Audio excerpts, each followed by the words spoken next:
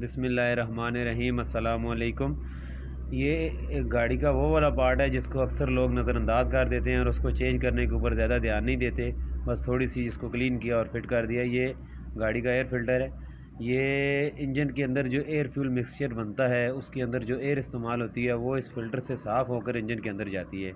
अगर ये फ़िल्टर इसके अंदर मिट्टी होगी या डस्ट होगी तो मिट्टी के छोटे छोटे ज़रात एयर फ्यूल मिक्सचर के अंदर मिक्स होके पिस्टन को भी नुकसान पहुंचाएंगे और जिस एरिया के अंदर पिस्टन चलता है जिसको बोर बोलते हैं वो भी कट जाएगा।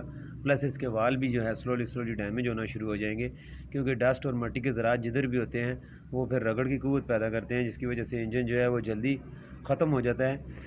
एयर फ़िल्टर कभी भी आप यूज़ करें तो कोशिश करें इस कंपनी का, गार्ड कंपनी का एयर फ़िल्टर इस्तेमाल करें। इसके फ़िल्टर जो है ये फ़िल्टरों की फ़ील्ड में जानी पहचानी कंपनी है, इसके फ़िल्टर बहुत अच्छे होते हैं। और कोशिश करें हर इंजन ऑयल चेंज करने के साथ अपनी गाड़ी का एयर फ़िल्टर